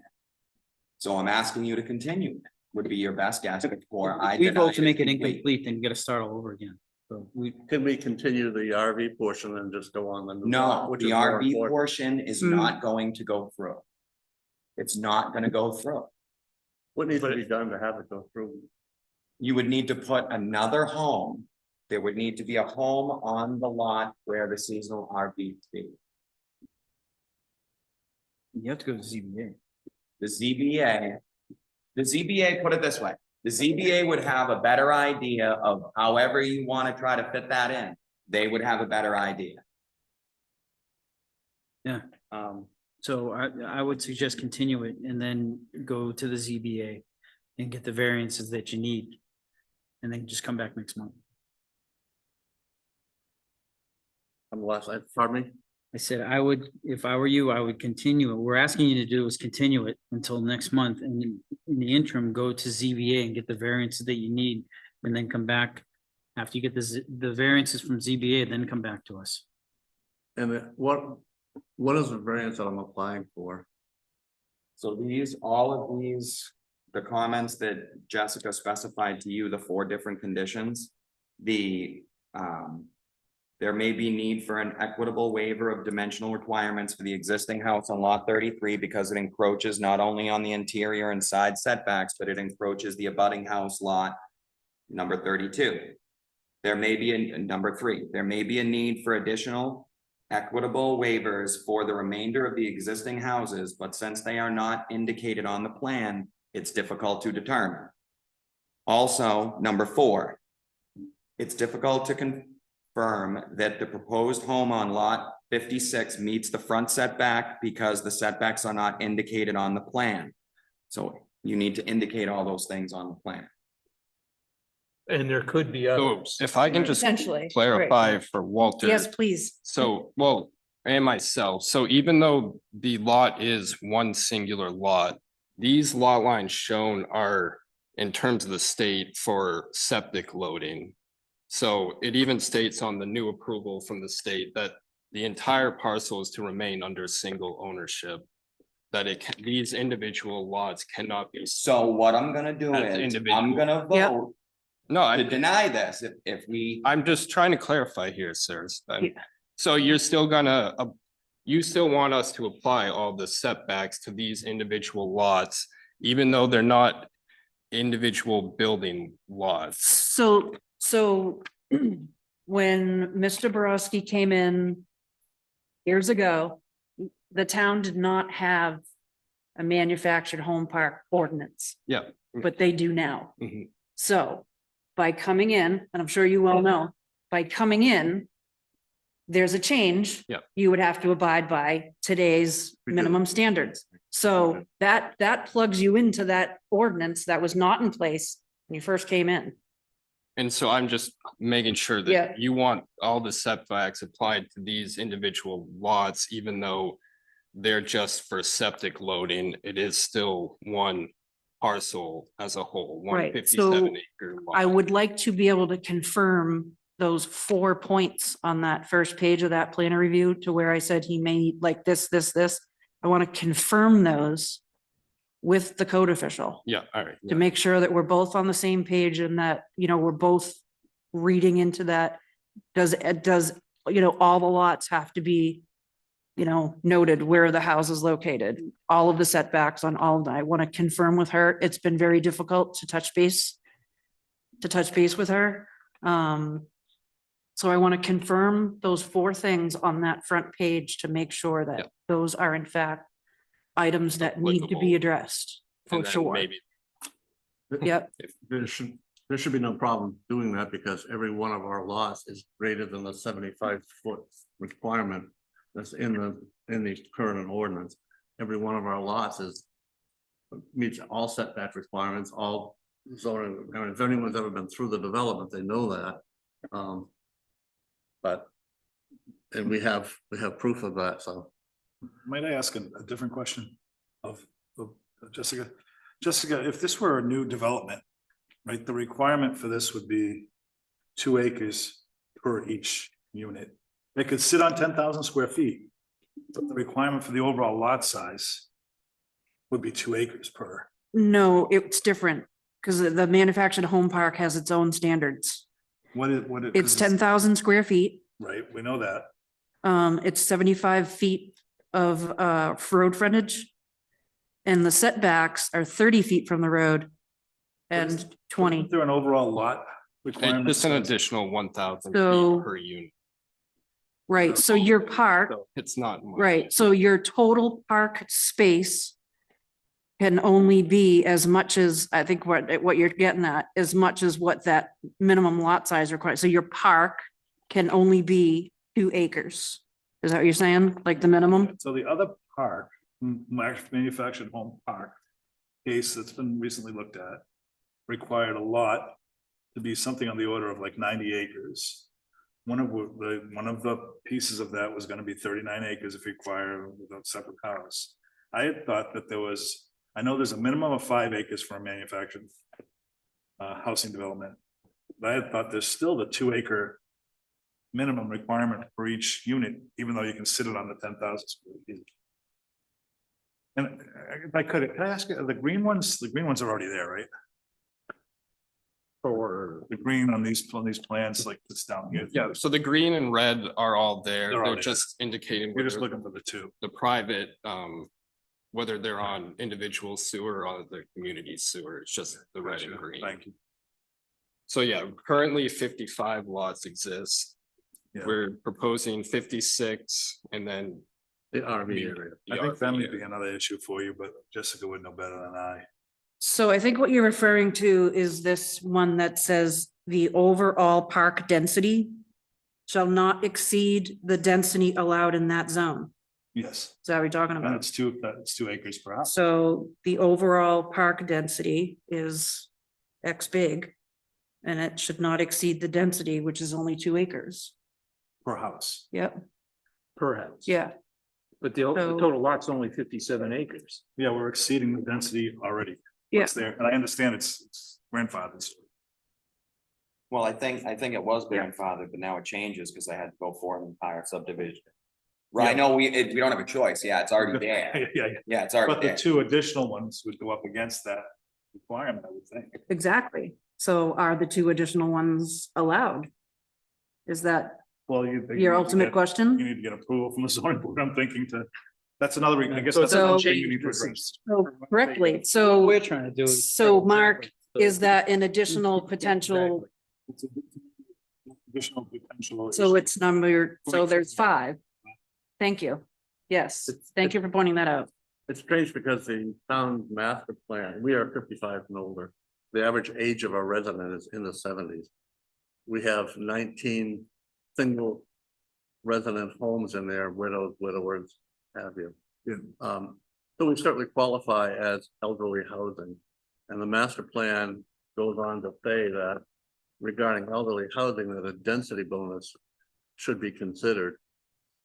Yeah, So that's an entire different ordinance. We have I'm elderly not saying it's an housing. ordinance, it's just a master plan. yeah, we're not there yet. though. Right. I know what you're talking about. There should be a density And, bonus. You know, I'm surprised the town has got that attitude, but I'm not sure it's attitude, but I think it's just the rules. All the rules.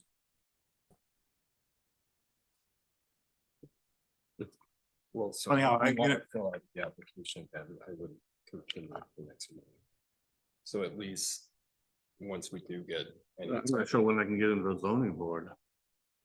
When's the next meeting? I don't even know. Go out here. Says that it's Or 7th or 8th, I think I heard. too late to apply. So Let's see, the next meeting is October 3rd, but the new application deadline was September 12th. So this next meeting is November 7th.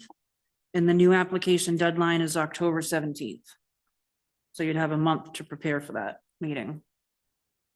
And the meeting, I'll go into a meeting asking what, that, So what I'm gonna do after tonight, so tomorrow, I will speak with the code official or let her know that I have to talk to her Mhm. about these 5 items that may need potential zoning board approval. And then we will reach out to you to let you know.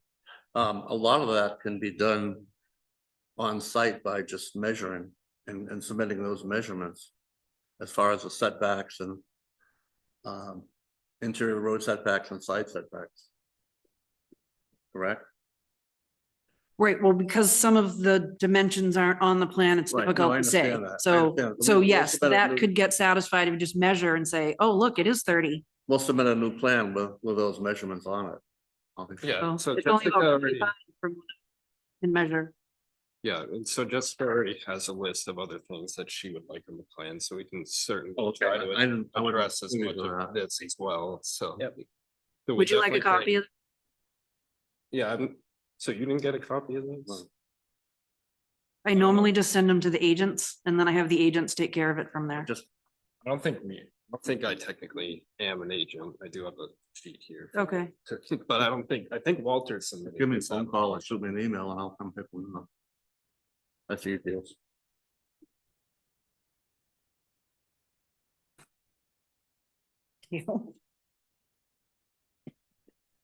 Just, do we have an elderly housing zoning? we do. And that also went into place after the initial, but I don't think that was your park not 55 plus when you initially built it? Did it morph into that over time or was that? Shortly thereafter. Okay, It's been that way for 20 plus years. okay, but not initially. Yeah. you guys are gonna continue it? Definitely. I would request that we continue if you're okay with that. Okay, great. The Thank you. To October the, 15th meeting. October 15th, Okay. yep. We won't be able to get into the ZBA. we'll have to come back and continue it again. But I can at least provide an We can update. address all the other issues other than the stuff that has to go before the ZBA. All right. So. 2437 is continued. Thank you. Thank you. And then. Still have 2438. Yeah. Same depth. Sure. We're gonna run in the same thing. That might not even be able to occur. Okay. So, excuse me, Mr. Browski, did you want to sit for your conceptual? Probably, that's a part of the proposal, what I was gonna do tonight for the. Okay, the conceptual one? Yeah. Okay. Okay.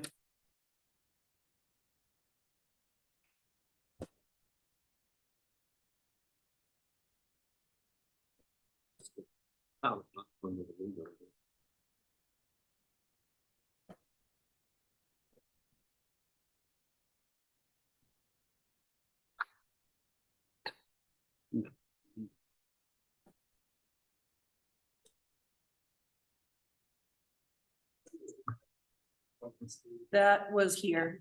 Yeah.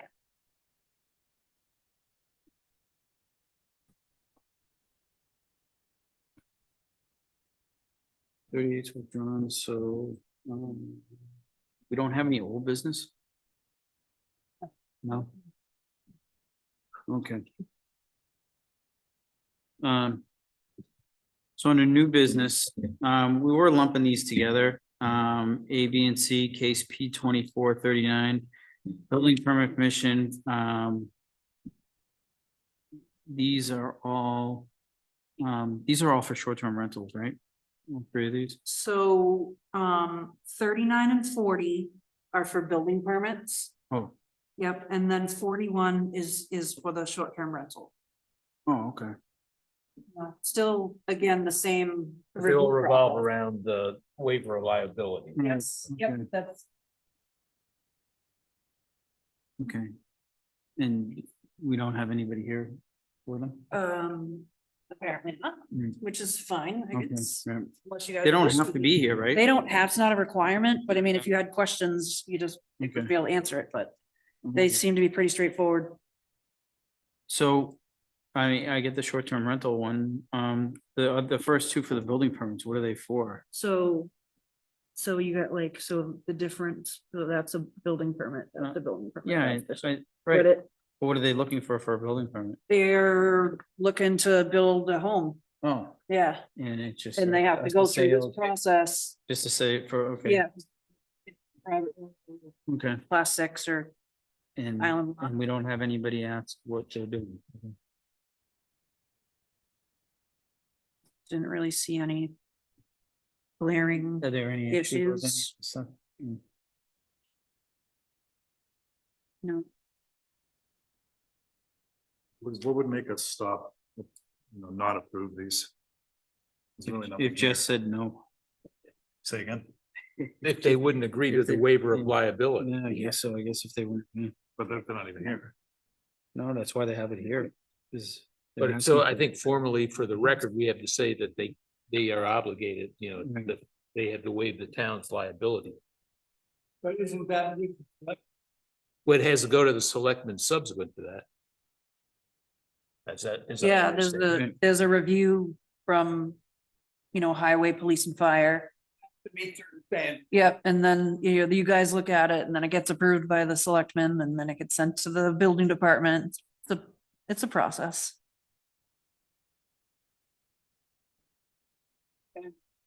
To one house per lot. Yep.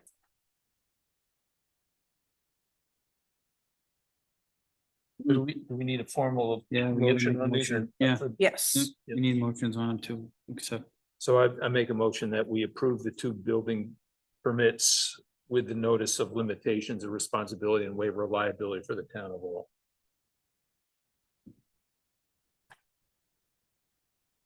second that motion with the small amendment of case number P 24-39, P 24-40. So, good point. Thank All you. right. Any discussion? All in favor? Aye. All Aye. opposed? Motion carries. Okay, we got one more. Yep.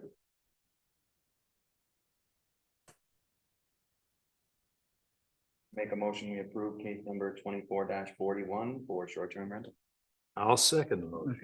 Okay, any discussion? All in favor? Aye. All opposed? Motion carries. Okay, then we can move on to the approval of the minutes.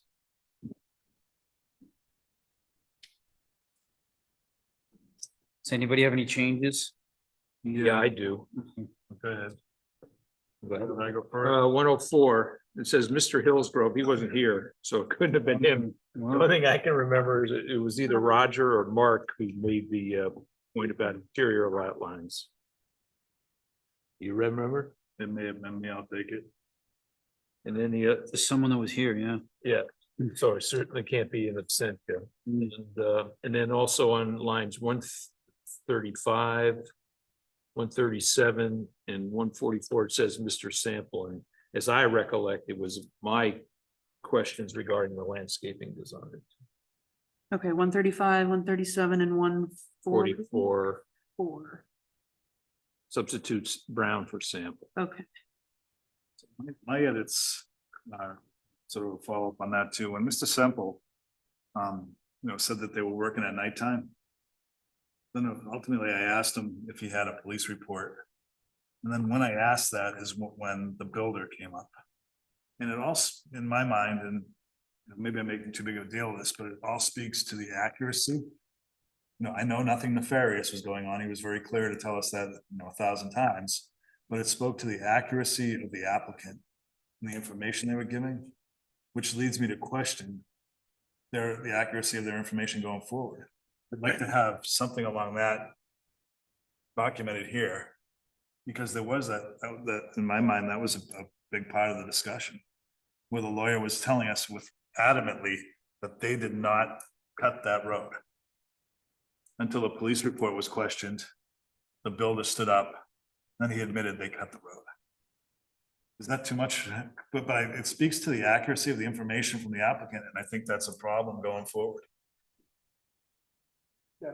You're saying on the, Is that on the right? action of the applicant, right? Mark?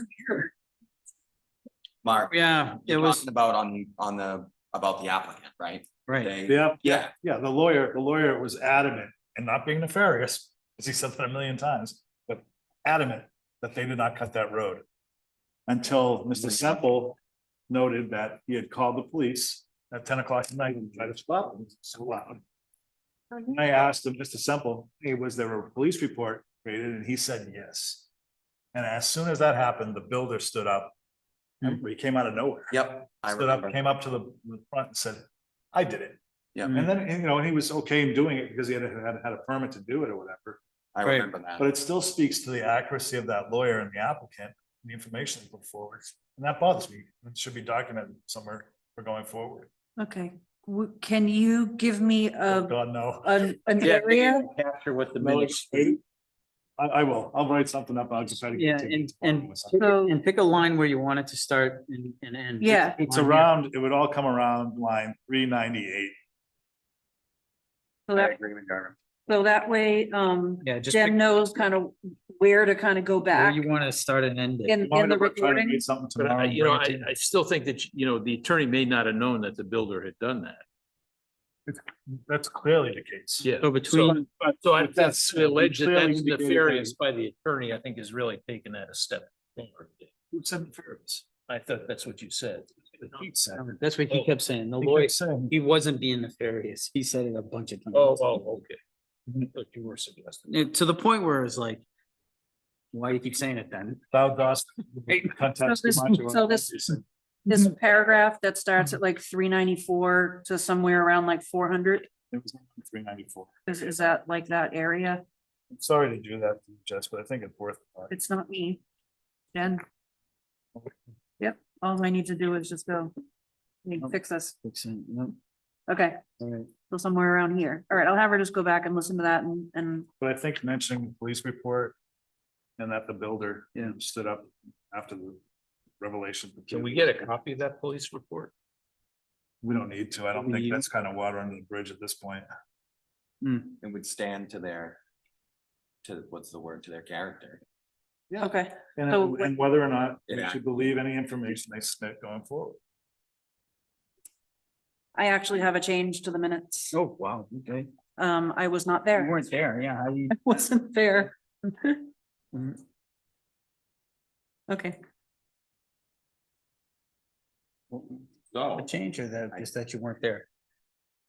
I'm listed as others present. I'm Really? number 18. Yeah, 18 should be struck. So strike me off that list. So I'm gonna go with, I'll make a motion, we approve the Tuesday, August 2024 minutes with the amendments as stated. Second, Any discussion? All in favor? All opposed? Motion carries. destination. Okay, next is committee updates. Services agreement, zoning and committee board review, is that the Terra thing? Do we do anything with that? Yeah. So just committee updates, just to update you guys, Zach, we're supposed to meet again tomorrow night. For Zach, I have to pull a miracle and prepare things for the meeting. So I'm hoping that I can take care of that tomorrow. So should we plan to show up or not? I would still continue to plan to show up. That's my one mission tomorrow, is to just work on that. All of us show up? Just the Zach, I'm just saying. yeah. Which is basically a lot of planning board members, but that's okay. So that's where we're at with Zach. We hired Tara, which is Okay. another item on here. To help rewrite the non-conforming ordinance. It's needs to be massaged. He's quite the massage. Yeah, so that's one of our big changes for the year. CIP, Hey, hang on. we're pretty much on track. We have a meeting Thursday night. But I'm gonna try to take a peek at the calendar and see if I can extend that a wee bit. I need some time to actually work on crunching some numbers and getting the plan prepared. So that we can finalize some things. I'm still trying to get caught up from being out for a while. So that's the committee update. I do have a copy of a contract from Tara that just outlines the assistance she's gonna provide the town for this year, and that pretty much will take up the remaining funds that are left over from that warrant article that we did a few years back. So I'll have Bill sign Yep. this before you leave tonight. So do we need a motion to approve the planning services agreement? Yep, I would make a motion for I'll that. make a motion that we approve the planning services agreement with Tara Bemford. Okay, any discussion? All in favor? Aye. All opposed? Motion carries. Thank you. And Three things that you mailed out, and the first one was in Word, I don't have. Is it a modern version of the second one? Yes, I think that's the answer to that. At least two of the three are the same. okay. It's like to be reading up on. Okay, number 3, correspondence for the board's review, review the State of New Hampshire Public Utility Commission, Lake Water Company Incorporated, commencement and adjustment proceedings, notice pre-hearing conference for Bachelor Mountain Estates. These are all just correspondence, right? Yeah, Hmm, yeah, it's really just for your information. okay. What about this, number 5, shoreline permit application dated August 12th, tax map 75, lot Yeah. Rattlesnake Island? Again, these other 3 items are really just for your information. Okay. And if you're really interested on what's going on, just come to the office and you can sit and take a read. Right. Any other business to come before the board? Any public input? So I have some public input, and that was the letter I gave you guys earlier. Yes. So I'm shouting out to the world. I feel pretty special that I received the letter from the governor. How do we know that's you? Because it says, it's all blacked out. It says, "Dear Miss Call." I had no intentions on becoming part of the state's licensing board. But I came across an article. I found it interesting. I feel like I'm a good candidate to sit on a board. I feel like I know enough about surveyors in general that I could offer some good input. I did talk to some local surveyors in town, and I had asked them, you know, kind of what is the board about and have you been there and sort of what they do. And they said, you don't want to see me there, that kind of a board. So I said, okay. So, you know, it's just overseeing surveyors and their licenses. I just figured I'd let you guys know. Congratulations. Yeah, this is great for the town. I think so. Someone here, you know, from the town, being appointed to this job. I think that's fantastic. Mhm. Great for the town. Congratulations. Pretty excited. I get to sit and be a board member this time. All right. So, any other input from the public? I'll close public and need a motion to adjourn. I'll second it. All right, any discussion? All in favor? I. All opposed? Motion carries. Thank you, everyone.